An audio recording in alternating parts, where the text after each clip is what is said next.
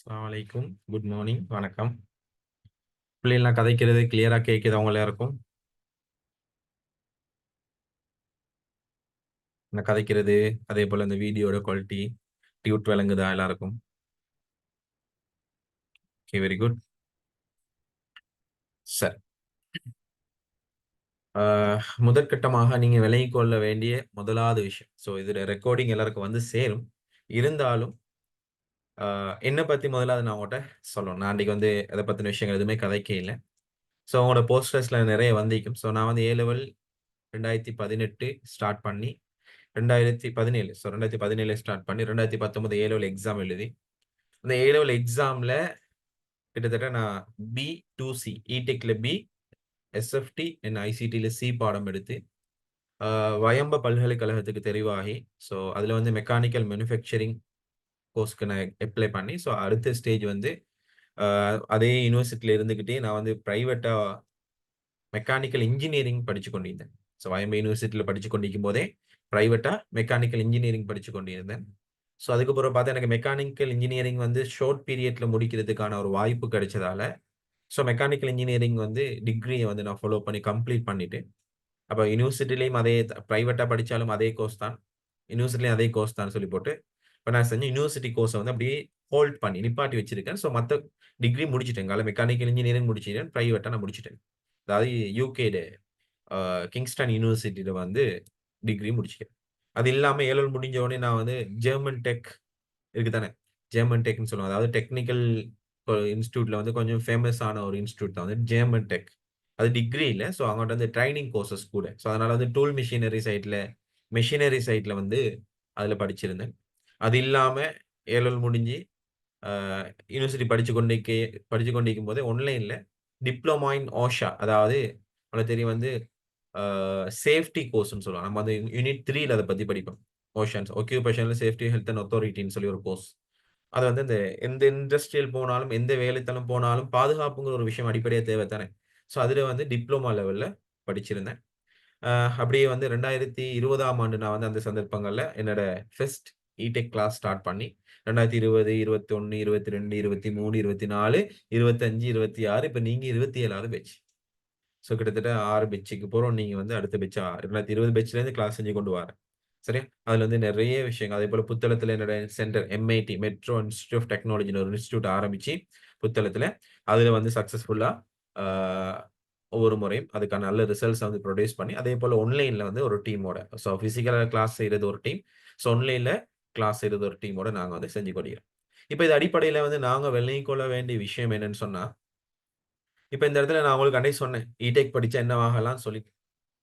இப்ப நெறைய பேர் மைண்ட் செட் சரியா? இந்த ஃபர்ஸ்ட் கிளாஸ் வந்து உங்களுக்கு ஒரு மோட்டிவேஷனலான அதேபோல இந்த யூனிட் பேஸ் பண்ண ஒரு கிளாஸா தான் இருக்கும். ஏன்னா உண்மையிலேயே நான் உங்களுக்கு அன்னைக்கு ஒரு விஷயம் சொன்னேன். என்ன விஷயம் சொன்னேன்? நம்ம வந்து இடெக்ல ஒரு விஷயத்த கால் எடுத்து வைக்க போறோம். நாங்க புது ஃபீல்டுக்குள்ள போறோம். புது இடத்துக்குள்ள நாங்க நுழைய போறோம். அப்ப புது இடத்துக்குள்ள நாங்க நுழைய போறோம்ன்னு சொன்னா, நாங்க வந்து அதுக்குள்ள பல டாஸ்க் இருக்கு நம்மளுக்கு. அந்த பல டாஸ்க்குகள்ல வந்து நாங்க தெரிஞ்சு நுழையிறது நல்லமா? அல்லது அந்த நுழைஞ்சுகிட்டே ஒவ்வொரு டாஸ்க்கா தெரிஞ்சு கொள்றது நல்லமா? நீங்க சொல்லுங்க. நீங்க ஒரு புது இடத்துக்கு போகக்குள்ள, புது ஏரியாக்குள்ள போகக்குள்ள, அந்த ஏரியால இவங்க இப்படி, இவங்க இப்படி, இவங்க இப்படின்னு தெரிஞ்சு அந்த ஏரியாக்குள்ள போனா உங்களுக்கு நல்லமா? அல்ல அந்த ஏரியால அங்க போய் தான் நீங்க தெரிஞ்சு கொள்ள வேண்டிய விஷயம் இருந்ததுன்னா அது நல்லமா?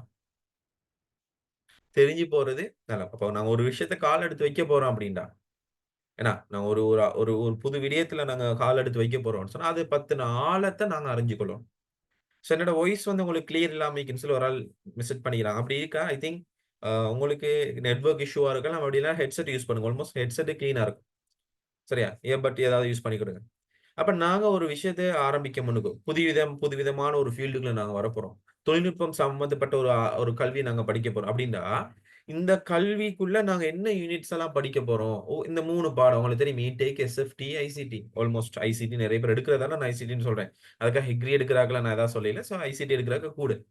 அப்ப இந்த சப்ஜெக்ட்க்குள்ள நாங்க உள்ளுக்கு கால எடுத்து வைக்க போறோம்ன பிள்ளைகள் நீங்க நல்லா யோசிக்கணும். நாங்க அந்த பாடத்துல ஆழத்தன்மை அறிஞ்சுக்கணும். இல்லையா?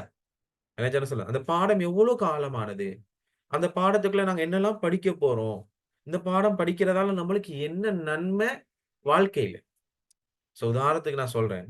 ஃபார் எக்ஸாம்பிள்க்கு இப்ப என்ன வந்து இப்ப நான் வந்து மெக்கானிக்கல் இன்ஜினியர். சரியா? நான் மெக்கானிக்கல் இன்ஜினியரிங் படிச்ச ஒரு ஆள்.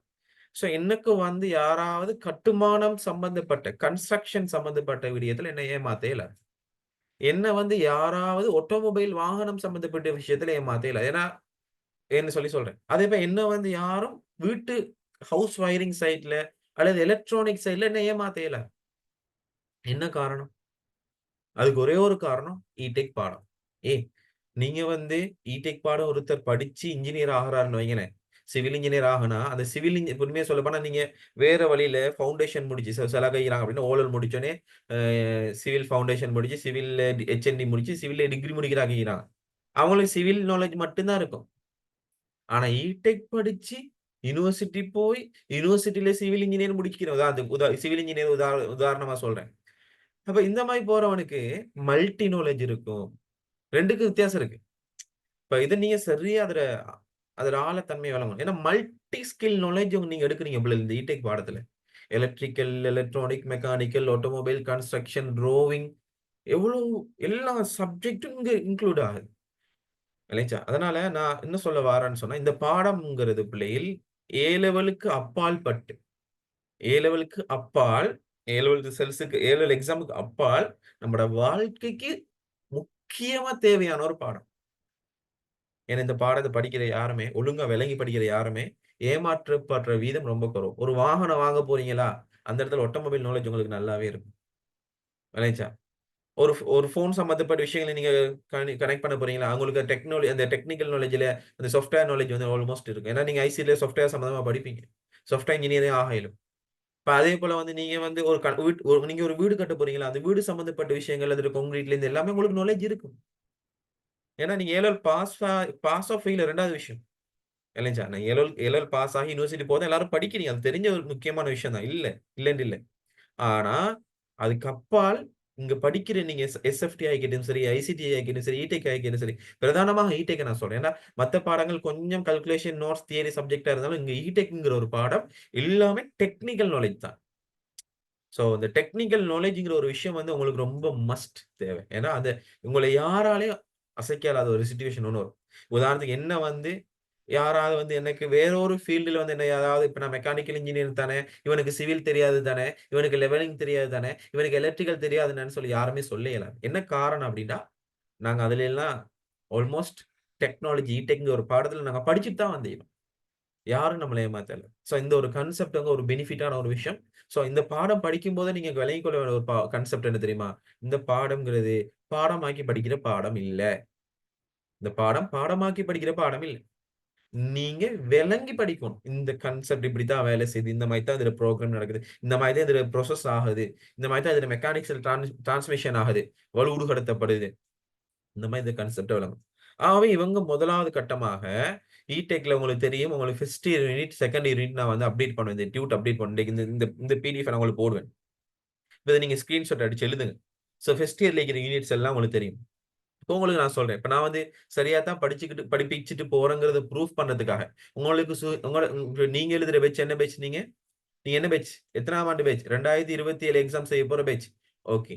சோ 2027 எக்ஸாம் செய்ய போற பேட்ச் நீங்க. 2026க்கு இந்த யூனிட் முடிஞ்சது, இது முடிஞ்சது, இது முடிஞ்சது, இது முடிஞ்சது, இது முடிஞ்சது. இப்ப இது வந்து என்ன செய்யப்பட்டிருக்குது? கரண்ட்லி மூவ் ஆகிக் கொண்டிருக்குது. உங்களோட சீனியருக்கு. என்னோட ஆன்லைன்லயும், பிசிக்கலயும் இதே தான் போகுது. இதே நீங்க நெறைய இடத்துல 100க்கு 95 விதமான இடங்கள்ல பிசிக்கல் கிளாஸ்லயோ அல்லது ஆன்லைன் கிளாஸ்ல போய் பார்த்தீங்கன்னா, இப்பதான் அந்த 4வது யூனிட்ட கொண்டு போயிக்கிறான். ஆனா என்னோட பிள்ளைகளுக்கு நான் கொண்டு போற யூனிட் இந்த ஆட்டோமொபைல். சோ ஆட்டோமொபைல்ல கிட்டத்தட்ட நேத்தோட 3வது கிளாஸ் முடியுது. இது யாருக்கு? உங்களோட சீனியர். உங்களோட சூப்பர் சீனியர் இப்ப 2025 இந்த 10ஆம் மாசம் எக்ஸாம் செய்ய போறாங்களே, அவங்களுக்கு என்ன யூனிட் முடிஞ்சிருக்கு தெரியுமா? இது முடிஞ்சது, இது முடிஞ்சது, இது முடிஞ்சது, இது முடிஞ்சது, இது முடிஞ்சது, இது முடிஞ்சது. ஃபர்ஸ்ட் இயர் ஃபுல்லா கம்ப்ளீட். இல்லையா? ஃபர்ஸ்ட் இயர் ஃபுல்லா கம்ப்ளீட் பண்ணி, செகண்ட் இயர்ல கிட்டத்தட்ட அரவாசிக்கு மேல முடிஞ்சுச்சு.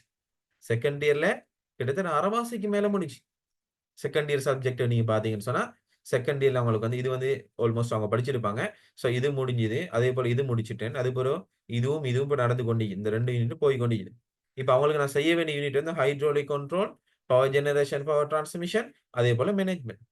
அவ்வளவுதான். இந்த 3 யூனிட் தான் அவங்களுக்கு பேலன்ஸா இருக்கு முடிக்கிறதுக்கு. அப்ப ஏன் நான் இத உங்களுக்கு நான் சொல்றேன் அப்படி. என்னடா இவர் நம்மளோட சீனியர் சிலபஸ் முடிச்சதுல இவங்க நம்மளுக்கு சொல்றாரா? அப்படின்னுங்களா நீங்க யோசிக்கலாம். என்னத்துக்கு நான் உங்களுக்கு சொல்ல வேண்டிய தேவை இருக்குன்னு சொன்னா, நாங்க சிலபஸ சரியா தான் கொண்டு போறோம். நீங்க நல்லா நெனச்சுக்கொள்ளுங்க, விளங்கிக் கொள்ளுங்க பிள்ளைகள். நான் சிலபஸ் முடிச்சுட்டேன், யூனிட் முடிச்சுட்டேன்னா நீங்க நெனைக்கிற மாரி யூனிட்ட மட்டும் முடிக்கல பிள்ளைகள். அந்த யூனிட்டோட சேர்த்து அந்த யூனிட்டுக்கான பாஸ் பேப்பர் கேள்வியும் செஞ்சு செஞ்சு தான் வரேன். அந்த யூனிட்ல இருக்கிற பாஸ் பேப்பர் கேள்வி எல்லாத்தையும் செஞ்சு போட்டு தான் அடுத்த யூனிட் ஸ்டார்ட் பண்ணுவேன். சும்மா சொல்றேன். உதாரணத்துக்கு, இந்த ஃபர்ஸ்ட் இயர்ல ஆட்டோமொபைல் ஒரு பாடம் இருக்குன்னு வைங்களேன். இப்போ ஆட்டோமொபைல்ன்னு பாடம் இருக்குதுன்னு சொன்னா, இந்த பாடம் என்ன செஞ்சிருப்பேன், இந்த பாடம் படிப்பிக்கும்போதே இந்த அதில பாஸ் பேப்பர் கேள்வி முடிச்சிருப்பேன். இந்த பாடம் பாடம் படிப்பிக்கும்போதே, இதில பாஸ் பேப்பர் டன். அப்போ புள்ளைகள் வந்து ஒவ்வொரு விதமா, ஒவ்வொரு யூனிட் முடிக்கும்போதே பாஸ் பேப்பர் முடிச்சுக்கொண்டே போவேன். அப்ப அவங்களுக்கு இதுல ஒரு பெனிஃபிட் என்ன? ஒவ்வொரு யூனிட் படிக்கும்போது தனித்தனியா அதில பாஸ் பேப்பர் கேள்வி செஞ்சு, செஞ்சு பாக்க அவங்களுக்கு ஒரு அடி இப்படித்தான் இந்த கேள்வி செய்யணும். இந்த மாரி தான் இந்த பாஸ் பேப்பர் கேள்வி கேட்கறாங்க.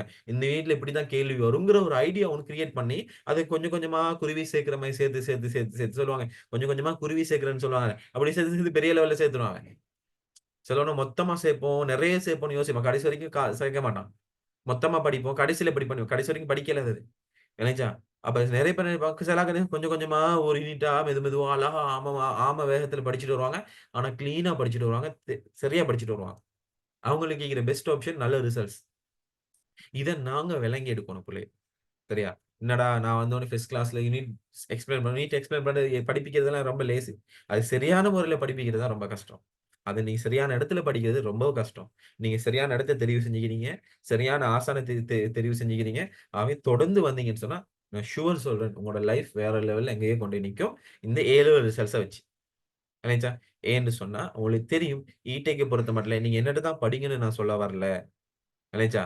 என்ன காரணத்துக்கு நான் சொல்றேன்னு சொன்னா, இந்த இ-டெக்க பொறுத்தமட்டில நெறைய பேர் 100க்கு 90 விதமான டீச்சர்ஸ் இருக்காங்க.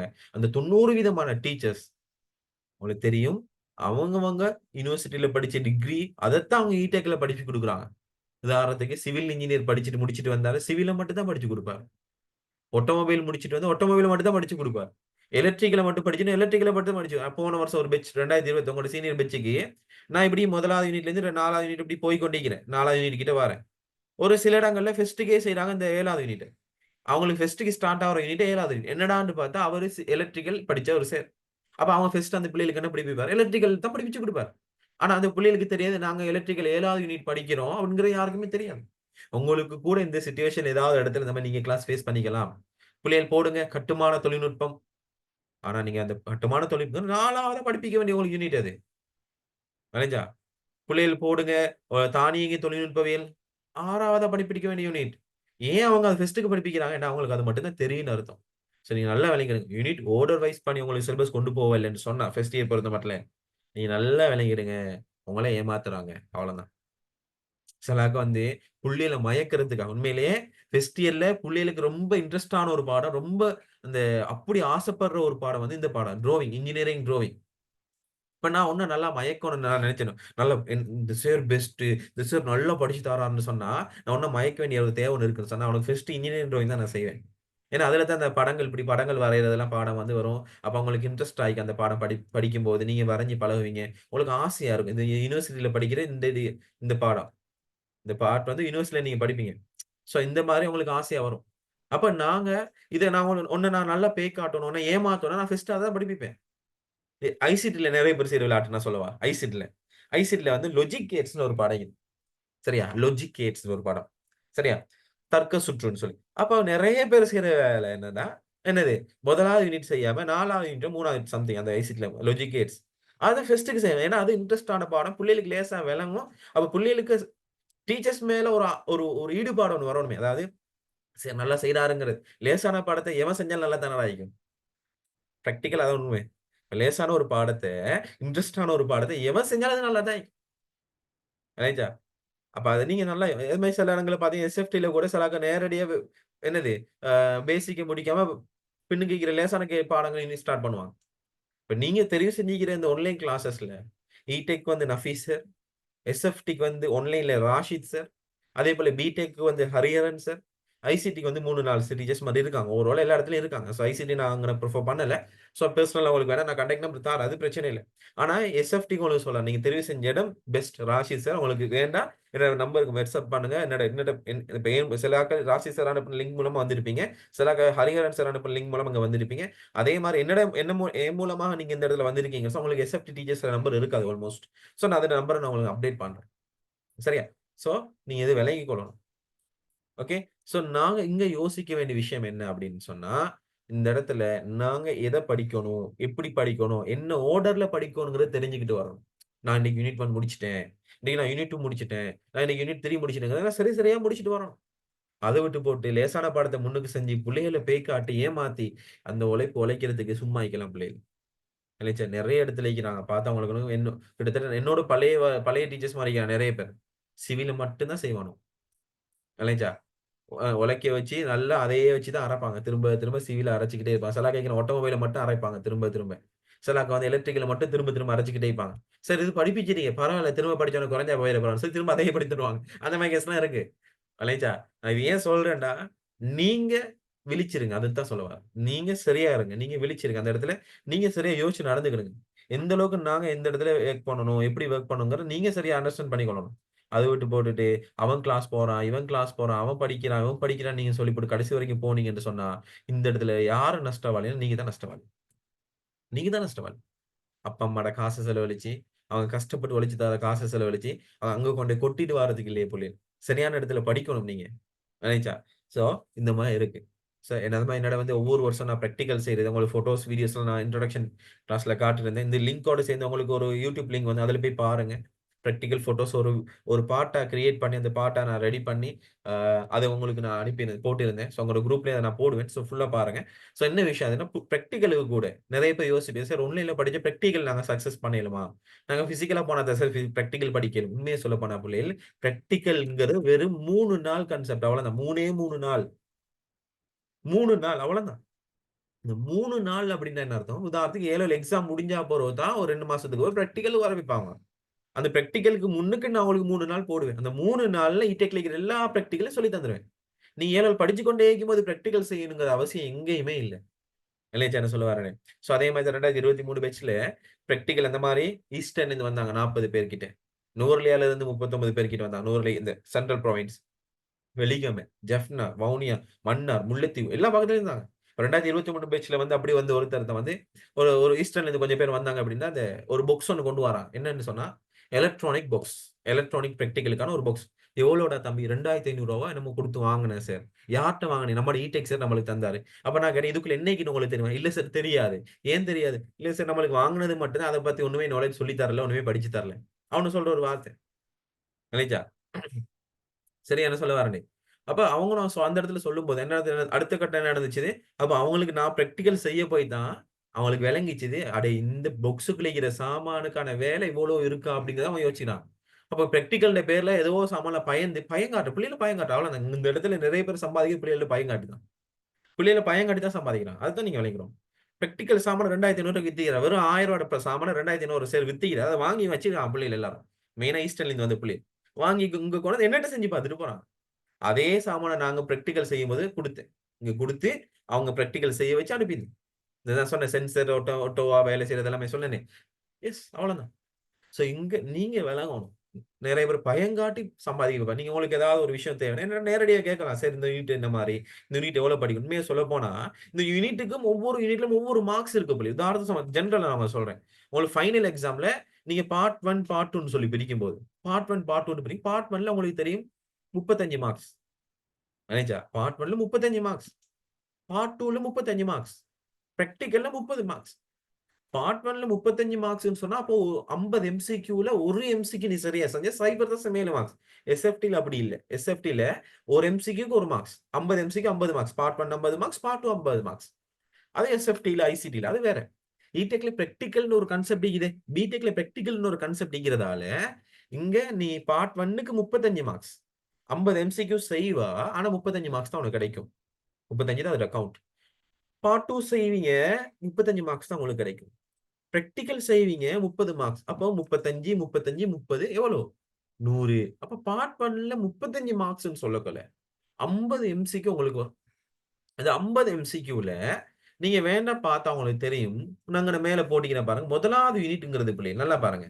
முதலாவது யூனிட்ல வார எத்தனை எம்சிக்யூன்னு சொன்னா உங்களுக்கு கிட்டத்தட்ட நல்லா பாருங்க. முதலாவது யூனிட்ல வார எம்சிக்யூ எத்தனை யூனிட்? இதான் முதலாவது யூனிட். இடேக்ல வர முதலாவது யூனிட் இதான். எம்சிக்யூ மட்டும் ஒரு எம்சிக்யூ தான் வரும். 50 எம்சிக்யூல ஒரே ஒரு எம்சிக்யூ தான் வரும். அப்படின்னு சொன்னா, நம்மளுக்கு first time exam, second time exam, third time எக்ஸாம்ல இந்த முதலாம் யூனிட்ல கேள்வி நெறைய வரலாம். ஃபர்ஸ்ட் டைம் எக்ஸாம்ல யூனிட் 1ல இருந்து பாதி பேப்பர் அந்த அந்த யூனிட்ல தான் கேள்வி இருக்கும். செகண்ட் டைம் எக்ஸாம்ல காவாசிக்கு அந்த யூனிட்ல பேப்பர் இருக்கும். விளைஞ்சான சொல்லுவாரு. அதே மாரி உங்களுக்கு விளங்கிக் கொள்ளுங்க, ஃபைனல் எக்ஸாம்ல ஒரே ஒரு எம்சிக்யூ சில நேரம் அதுவும் வராது. அப்ப இங்க விளங்க வேண்டிய விஷயம், யூனிட் 1ங்கிற ஒரு பாடம்ங்கிறது இருக்கு. ஆனா, ஃபைனல் எக்ஸாம்க்கு அது தேவையில்ல. ஃபைனல் எக்ஸாம்க்கு அது தேவைப்படாது. விளைஞ்சு என்ன சொல்ல வாரேன்னு, இது நீங்க சரியா விளங்கிட்டோம். ஆனா, இருந்தாலும் நான் யூனிட் 1 செய்வேன். சரி, அப்படியே ஒவ்வொரு யூனிட்டுக்கும் இங்க சார்ட் பண்ணி இதெல்லாம் நான் சார்ட் பண்ணி இது யார்ட்டயுமே இல்ல இந்த மாரி சார்ட் பண்ணது. ஒவ்வொரு வருஷமும் எத்தன எத்தன எம்சிக்கு எந்தெந்த யூனிட்லேருந்து வந்திருக்குன்னு நான் சார்ட் பண்ணி வச்சுக்கிறேன். இது உங்களுக்கு இப்ப தேவையில்ல. நான் சொல்றேன் என்ன விஷயம் அப்படின்னு. அப்ப யூனிட் 1 தேவையா இல்லையாங்கிறது நீங்க இப்ப தீர்மானிக்க வேணாம். அது தேவையில்ல தான். ஃபைனல் எக்ஸாம் அடிப்படையில பார்க்கும்போது தேவையில்ல தான். ஆனால் நாங்க இந்த இடத்துல படிக்கிறது ஒரு வகையில சிறந்தது. சரியா? ஓகே நாங்க படிப்போம் பிரச்சனை இல்ல. அத பத்தி தெரிஞ்சு கொள்ள தானே. ஏன்னா அடிப்படை தொழில்நுட்பத்துக்கான அறிமுகம் கட்டாயம் தேவை தானே. அந்த நாலெட்ஜ் ஒண்ணு இருக்கணும் தானே. அதான் நான் சொல்றேன். அப்ப நீங்க பேப்பர்ல வர எக்ஸாம பேஸ் பண்ணி பார்த்தீங்கன்னு சொன்னா, யூனிட் 1 சாரி இந்த பார்ட் 1ல இருந்து 35 மார்க்ஸ் தான் எடுப்பீங்க. பார்ட் 2ல 35 மார்க்ஸ், பிராக்டிகல்ல 30 மார்க்ஸ். 6 பிராக்டிகல் வரும். இங்க விளங்கிக் கொள்ளணும். எப்படிடா பிராக்டிகல் செய்ய போறோம்? அது நெறைய பேர் வந்து இன்னைக்கு ஒரு பிள்ளை எனக்கு காலையில மெசேஜ் பண்ணுது. சார் நம்ம 2027 பேட்ச் இப்ப ஸ்கூல்ல பிராக்டிகலுக்கு வர சொல்றாங்க. என்னடா 2027க்கு உங்களோட பேட்ச் ஆகல ஸ்கூல்ல பிராக்டிகல் வர சொல்றாங்க சார் ஏதோ ஒரு ஸ்கூல்ல. நான் சொன்னேன், "என்னம்மா பிராக்டிகல் ஒழுங்கா சொல்லுமா?" எனக்கு குழப்பமா ஒரு கேர்ள் ஒண்ணு மெசேஜ் பண்ணுது. நான் சொன்னேன், "இந்த டைம்ல உங்களுக்கு பிராக்டிகல் தேவையே இல்ல. சிலாக்கள் ஸ்கூல் தானே. ஸ்கூல்னா ஃபீஸ் வாங்க மாட்டேன். சிலாக்கள் வந்து இப்பவே பிள்ளைகளுக்கு பிராக்டிகல் 7 பிராக்டிகலுக்கு அதுக்கு எக்ஸாமுக்கு வேற 30 மார்க்ஸ். அதுக்கு வேற நீங்க ஃபீஸ் கட்டணும். அதுக்கு வேற நீங்க அட்டெண்ட் பண்ணணும். அதுக்கு வேற நீங்க சாமான் வாங்கணும். அதுக்கு வேற பிராக்டிகலுக்குரிய எக்யூப்மென்ட், இன்ஸ்ட்ருமென்ட்ஸ் வாங்கணும். இப்படின்னு பயங்காட்டுறது. நீங்க தெளிவா இருங்க. சரியா? நீங்க பிராக்டிகலுக்கு எந்த சாமானும் வாங்க தேவையில்ல. உங்களுக்கு ஏதாவது வாங்கணும் அப்படின்னு சொன்னா என்கிட்ட கேளுங்க. நான் உங்களுக்கு என்ன மட்டும் என்னால ஹெல்ப்ப தருவேன். அது இல்லாம நீங்க இப்போதைக்கு பிராக்டிகல பத்தி யோசிக்கவே தேவையில்ல. ஜஸ்ட் முதல்ல சிலபஸ படி. யூனிட் வைஸா ஒவ்வொண்ணா மடிச்சு முடிப்போம். விளைஞ்சா? இருக்கிற தோணிய நாங்க சரியா கொண்டு போவோம். அதுக்கப்புறம் பிராக்டிகலுக்கு கால் எடுத்து வைப்போம். அடுத்த தோணியில கால் எடுத்து. இது பிராக்டிகலையும் இங்கால கால வச்சுட்டு, இங்கால தியரியும் கால வச்சுட்டுன்னா, ஒரு இடத்துல இருந்த பாடிக்காது. ஏன்னா, நடுவுல ஆத்துக்குள்ள தான் விழ வேண்டி வரும். அதனால, நாங்க முதலாவது தியரி சப்ஜெக்ட்ட முடிச்சு கரை சேர்ந்துட்டு, அதுக்கப்புறம் பிராக்டிகல போட்டு, பிராக்டிகல்ங்கிற ஒரு கப்பல்ல நாங்க ஏறுவோம். அவசரப்பட்டு 2லயும் ஏறி பிராக்டிகல் என்ன? பிராக்டிகல் என்ன? இதுல பிராக்டிகல் இருக்குதாமே, இது பிராக்டிகல் செய்யணுமே, அப்படிங்கிற ஒரு பயம் ஒரு கொண்டு வந்துடுறாங்க. அது ரொம்ப லேசி. பிராக்டிகல்ங்கிறது அப்படி பச்சை தண்ணியான ஒரு கான்செப்ட் அது. நீங்க பெரிய அப்பாட்டக்கிற பாட்டு இல்ல. நான் லேசா உங்களுக்கு சொல்லி தரேன். ஒண்ணுமே யோசிக்காதீங்க. இன்ஷா அல்லாஹ். நான் உயிரோட இருந்தா 2027 எக்ஸாம் முடிஞ்சு உங்களுக்கு நான் வந்து கட்டாயம் நான் செஞ்சு தருவேன். யாரும் எப்போ உசுரோட இருப்பான்னு யாருக்குமே தெரியாது தம்பி. ஒவ்வொருத்தன் தலையில என்ன எழுதின்னு யாருக்குமே தெரியாது. நான் இன்னைக்கா, நாளைக்கான்னு இருப்போம். யாருக்குமே தெரியாது. சரியா? அதத்தான் நான் சொல்றேன். சும்மா என்னடா சரி உயிரோடு இருந்தாலும் அதுக்கப்புறம் சித்ராவுல சேர் அப்படிலாம் யோசிக்காதீங்க. இறைவன் நாட்டம் நுண்ணிக்குது. எதா இருந்தாலும் நாங்க அவன் மேல தான் அத சொல்லணும். நீங்க எல்லாம் தான் படிக்கிறீங்க. நான் கஷ்டப்பட்டு படிக்கிறீங்க. நெறைய பேர் பார்த்திருப்பீங்க. எக்ஸாம் நல்லா செஞ்சு போட்டு இது எங்கேயோ போய் இன்சிடென்ட் ஆகி அவன் முடிஞ்சுது ஆள். ஆனா ரிசல்ட்ஸ் நல்ல ரிசல்ட்ஸ் இந்த ரிசல்ட்ஸ வச்சு அவனுக்கு உசுர எழுப்பலுமா? உயிர் உயிர் குடுக்கலுமா அவனுக்கு? இயலாது. அன்னைக்கு இந்தியால ஒரு நீட் இந்தியால 12 பிளஸ் 12 பிளஸ் பிளஸ் 12 ரிசல்ட்ஸ் வந்தது. ஒருத்தன் பாஸ். பார்த்தா அவன் ஆள் உசுரோட அந்த பொடி இல்ல. என்னது? அவன் ஏதோ ஒரு இன்சிடென்ட் ஒண்ணு நடந்து முடிஞ்சுச்சு. இப்ப அந்த ரிசல்ட்ஸ் வச்சு என்ன செய்யணும்? ஒண்ணும் செய்யல. இப்ப இன்னொரு வகையில நாங்க விலகிக்கணும். நம்மோட வாழ்க்கை எத நோக்கி பாயணும்? படிக்கத்தான் வேணும். இல்லன்னு இல்ல. இந்த உலகத்துல நல்லா இருக்கணும். இந்த உலகத்துல சம்பாதிச்சு நல்ல வாகனம் வாங்கி, நல்ல வீடு வசதியா வசதியா இருக்கணும்னா, கட்டாயம் படிக்கத்தான் வேணும். இல்லன்னு இல்ல. ஆனா அதுதான் நிரந்தரம்னு சொல்லி நாங்க வாழவும் கூடாது. நான் 2வது விஷயம் அத சொல்லணும்னு நெனச்சுட்டு இருந்தேன். ஏன் தெரியுமா? நம்மோட தோட் வந்து எப்படி இருக்கணும்னு சொன்னா, 2 இன் 1 இருக்கும். இந்த உலகத்திலயும் நல்லா இருக்கணும். மறு உலகத்திலயும் நல்லா இருக்கும். 2 இன் 1 தான் நாங்க யோசிக்கிறோம். நாங்க வந்து சிங்கிள் ஒன்னா யோசிச்சீங்கன்னு அந்த சிங்கிள் ஒன் நிரந்தரம் இல்லாத ஒரு ஒன். 2 இன் 1 அதாவது 2வது ஒன் தான் என்னது? நிரந்தரமான ஒண்ணு. அதாவது மறுமை வாழ்க்கை தான் நிரந்தரம். அத பத்தி நாங்க டார்கெட் பண்ணத்தான் வேணும். அதையும் நாங்க யோசிக்கத்தானே வேணும். நாங்க இந்த இந்த வயசுல 60 வருஷமா, 50 வருஷமா, 40 வருஷமா யாருக்குமே தெரியாது. அதையும் நாங்க யோசிக்கிறோம். அதுக்காக படிக்காம இருந்து இப்படி சன்னியாசியா மாறுறதா? அப்படின்னு சொல்ல வரல நான். சன்னியாசியர்ன்னு சொல்ல வரல. விளங்குச்சா? அதையும் நாங்க யோசிக்கணும். இதையும் யோசிக்கணும். இந்த உலகத்துல நல்லா இருக்கணும்ங்கிறதுக்காக நான் அட்லீஸ்ட் படிச்சுக்கணும். நாளைக்கு நம்மள யாரும் ஏமாத்திறக்கூடாதே. நாம யாரையும் ஏமாந்துடக்கூடாதுங்கிறதுக்காக கட்டாயம் கல்விங்கிற ஒரு அவசியம் தேவை. சோ இத நாங்க சரியான முறையில யோசிச்சு, சரியான முறையில நடக்கணும். இதான் நம்மோட அடிப்படை நோக்கமா இருக்கு. சரிதானே? இப்ப நீங்க பார்த்தீங்கன்னு சொன்னா உண்மையிலேயே இந்த முதலாவது யூனிட் அப்படின்னு சொன்னா, இன்ஜினியரிங் டெக்னாலஜி இன்ட்ரோடக்ஷன் தொழில்நுட்பவியலுக்கான அறிமுகம். இப்ப இந்த பாடத்துல என்ன இருக்கு அப்படின்னு சொல்லி நாங்க வழங்குவோம். இந்த பாடத்துல என்ன? இந்த பாடத்துல உண்மையிலே இந்த பாடத்த நாங்க எப்படி படிக்கணும்? என்ன மாரி படிக்க போறோங்கிறத பத்தி பார்க்க போறோம். உண்மையிலே இது எப்படின்னு சொன்னா, ஒரு தொழில்நுட்பங்கிறது எவ்வாறு உருவாக்கப்பட்டுச்சு? நம்மளுக்கு தெரியும். நம்மோட சயன்ஸ் பாடத்துலலாம் நீங்க படிச்சிருப்பீங்க. உண்மையிலே ஆரம்ப காலத்துல வந்து மனிதன் வந்து என்ன செஞ்சான்? நெருப்ப கண்டுபிடிச்சான். நெருப்பு விளக்கா மாறுச்சு. விளக்கு என்ன ஆ மெழுகு இதா மாறி, மெழுகு வந்து விளக்கா மாறி, விளக்கு வந்து மின்குமிழா இலை மின்குமிழா மாறி, இலை மின்குமிழ் வந்து சிஎஃப்எல் மின்குமிழா மாறி, சிஎஃப்எல் மின்குமிழ் எல்இடி மின்குமிழா மாறி, இப்படியே ஒரு தொழில்நுட்பம் வந்து வளர்ந்து கொண்டே போகுது. இப்ப நீங்க பார்த்தீங்கன்னா உங்களுக்கு தெரியும். லேட்டஸ்ட் டெக்னாலஜில இப்ப மனுஷன நம்பவே இயலாத அளவுக்கு ஆர்டிபிஷியல் இன்டெலிஜென்ட் ஏஐ டெக்னாலஜி வந்துச்சு. உண்மைய யோசிங்க பாப்போம். உண்மைய யோசிங்க. இப்ப நம்ம விளங்கிக்கணும். இப்ப யோசிச்சு பாருங்க. நான் சும்மா இப்படி இருக்கிறேன். என்னோட ஃபோட்டோ எடுத்து என்ன வேணாலும் செய்யலாம். எப்படி வேணாலும் செய்யலாம். அப்புள்ள அளவுக்கு நல்லது இருக்கு, கெட்டது இருக்கு. நம்மளுக்கு ஒரு நிமிஷத்துல போஸ்டர் கிரியேட் பண்ணி தான்னா, போஸ்டர் கிரியேட் பண்ணி தரும். நல்ல விஷயம்.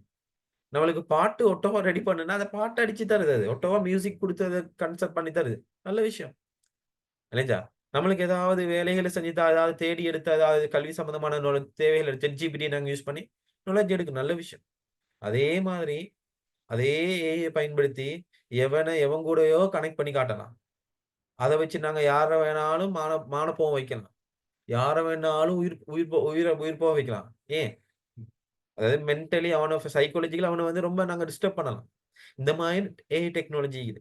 சோ நாங்க அத நல்லதுக்கு மட்டும் பயன்படுத்தணுங்கிறது நம்மோட முதலாவது கோட்பாடாகும். தொழில்நுட்பம்ங்கிறது நம்மட வாழ்க்கைக்கு அடுத்த கட்டத்த கொண்டு செல்லக்கூடியதா இருக்குமே தவிர, வாழ்க்கைய தரம் குறைக்கக்கூடியதா போயிறக்கூடாது. எக்காரணத்த எங்கேயும் சரி. அந்த தொழில்நுட்பத்த பயன்படுத்த தான் வேணும். தொழில்நுட்பத்தால கேடு இருக்கு தானே. கத்தி இருக்கு தானே. அந்த கத்தியால நீங்க பழத்தையும் வெட்டலாம், ஆளையும் கொல்லலாம். உண்ம தானே. ஒரு கத்தியால பழத்த வெட்டலாம், ஆள கொல்லலாம். அதுக்காக கத்தி வாங்குறது தப்புன்னு சொல்லிருமா? இல்ல. அதோட பர்ப்பஸ பொறுத்து. அதே மாரி தான் தொழில்நுட்பம்ங்கிறது இந்த ஆர்டிபிஷியல் இன்டெலிஜென்ட் டெக்னாலஜி எந்த டெக்னாலஜியா இருந்தாலும், அது ஒரு கத்தி மாதிரி தான். பழத்தையும் வெட்டலாம், ஆளையும் கொல்லலாம். சோ அது வந்து நம்ம எதுக்கு பயன்படுத்துறத பொறுத்து தான், அது நன்மையா, தீமையாங்கிறது தீர்மானிக்கப்படும். சோ அதனால இந்த தொழில்நுட்ப அடிப்படையில வந்து உண்மையிலேயே முந்தைய காலத்துல வாழ்ந்த மனுஷன், அதுக்கப்புறம் என்ன செஞ்சான், இந்த தொழில்நுட்பத்த மேம்படுத்திக் கொண்டே வந்தான். முந்தி வந்து உடுப்பே இல்லாம என்ன அவனோட வாழ்க்கை நாடோடி வாழ்க்கையா இருந்து, அப்படியே ஸ்டெப்பா போய் ஒரு இடமா குளங்களை அண்டின பிரதேசங்கள் அவங்க வாழ்க்கை வாழ்வாதாரங்கள் அமைச்சு, ஆடைகள உருவாக்கி, விலங்குகள சும்மா பச்சையா சாப்பிட நெருப்ப கண்டுபிடிச்சு அத சுட்டு சாப்பிட்டு, விலங்குகள பயன்படுத்தி போக்குவரத்த மேற்கொண்டு, விலங்குகள வச்சு என்ன விவசாயங்கள ஆரம்பிச்சு, அப்புறம் தானியங்கள் உருவாக்கி, அதுக்கு ஒரு பண்டமாற்றத்துக்கு உள்ளாக்கி, அந்த பண்டமாற்ற முறை வந்து அதுக்கப்புறம் பணமாற்று முறையாக வந்து, அந்த பணமாற்று முறை வந்ததுன்னு இரும்பு கண்டுபிடிக்கப்பட்டு, இரும்பு உலோகங்கள் உற்பத்தியாக்கப்பட்டு, அதை உருக்கி வார்ப்பதன் மூலம் சில்லுகள் உற்பத்தியாக்கப்பட்டு, அவ்வாறு சில்லுகள் உற்பத்தியாக்கப்பட்ட பின்பு அதை பயன்படுத்தி வண்டில்கள் உருவாக்கப்பட்டு, அப்படியே என்ன செய்யுது அந்த வண்டி என்னது வாகனமா மாற, அந்த வாகனம் கப்பலா மாற, அந்த கப்பல் ஃபிளைட்டா மாற, அந்த ஃபிளைட் இப்போ என்னது அ ஒவ்வொரு விதமான தொழில்நுட்பம் அடிப்படையா மாறி, பல விதத்தில, பல வகையில இப்ப மக்கள் மத்தியில விருத்தி அடைந்து காணப்படும் இந்த தொழில்நுட்பம். சோ இத நாங்க சரியான முறையில யோசிக்கணும். சரியா? நம்ம டெக்னாலஜிங்கிற பிள்ளைகள் முதல்ல அந்த பாடத்த படிக்கணும். அது எப்படி வந்துச்சுன்னு தெரியணும். அதுக்காகத்தான் அந்த முதலாவது யூனிட் வச்சிருக்கான். இது ஃபைனல் எக்ஸாம்ல ஒரு கேள்வி தான் வருதுங்கிறது வராது 2வது விஷயம். ஆனா அது எப்படி வந்ததுன்னு தெரிஞ்சா தானே தம்பி அடுத்தடுத்த ஸ்டேஜ நாங்க சரியா ஆரம்பிக்கலாம். விளைஞ்சா? ஒரு நோய் எப்படி வந்ததுன்னு தெரிஞ்சா தான் அதுக்கான மருந்த குடுக்கலாம். அந்த மாரி தான். இந்த தொழில்நுட்பங்கிறது எப்படி வந்துன்னு தெரிஞ்சா தான், அதுல வரலாறு தெரிஞ்சுக்கணும். உதாரணத்துக்கு சொல்லுவான் தெரியுமா? ஒரு ஒரு மன்னன்ட வரலாறு தெரிஞ்சா தான், அந்த மன்னனால ஏற்பட்ட பாதிப்புகள குறைச்சுக் கொள்ளலாம். சும்மா சொல்றேன். ஒரு மன்னன் வந்து ஏதாவது ஒரு கேடு செஞ்சுட்டு இறந்து போயிட்டான்னு வைங்களேன். அந்த மன்னன வரலாறு தெரியாம அவன்ட அவன்ட அந்த கெடுதிய வந்து நாங்க இல்லாம ஆக்கிடாது. அந்த மாரி தான். ஒரு தொழில்நுட்பம் சம்பந்தமான விஷயத்த நாங்க படிச்சுக்கொள்ளணும் அப்படின்னு சொன்னா, அதுல வரலாறுலிருந்து வந்தா தான் அதுல ஆரம்ப கட்டத்த அறிஞ்சு கொள்ளலாம். இல்லைங்களா? அப்ப அந்த வரலாறுங்கிறது தொழில்நுட்பத்தோட வரலாறு தான் நாங்க படிக்க போறோம். சொல்ல தொழில்நுட்பத்துக்கான வரலாறு. தொழில்நுட்பம் எப்படி வந்துச்சு?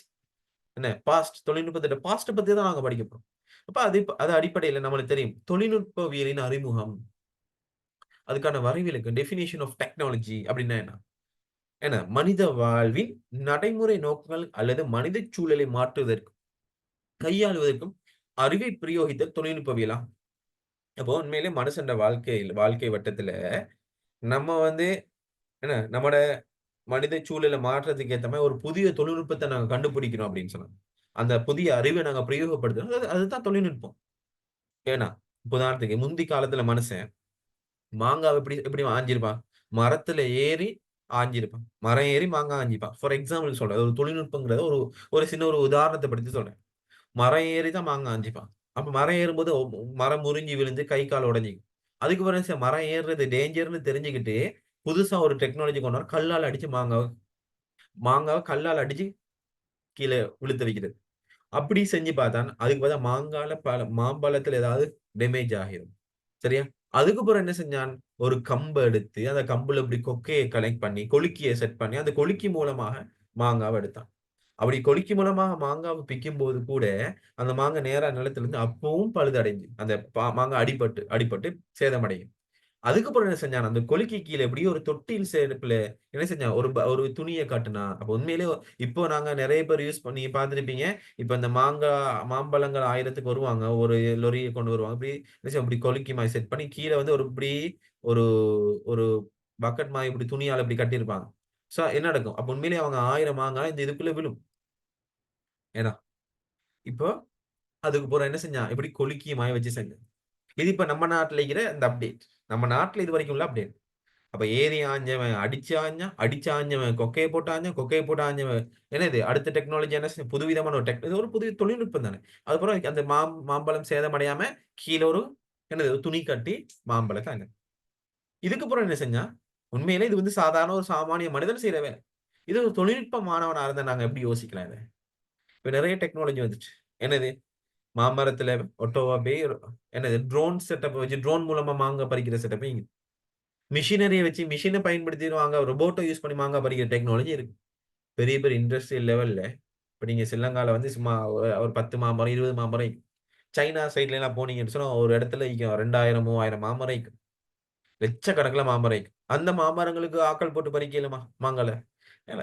அப்ப அந்த இடத்துல என்ன செய்வாங்க? அதுக்குன்னு சரியா தனி மிஷின்ஸ் யூஸ் பண்றாங்க. அப்ப டெக்னாலஜி மாறித்தான் இருக்குது.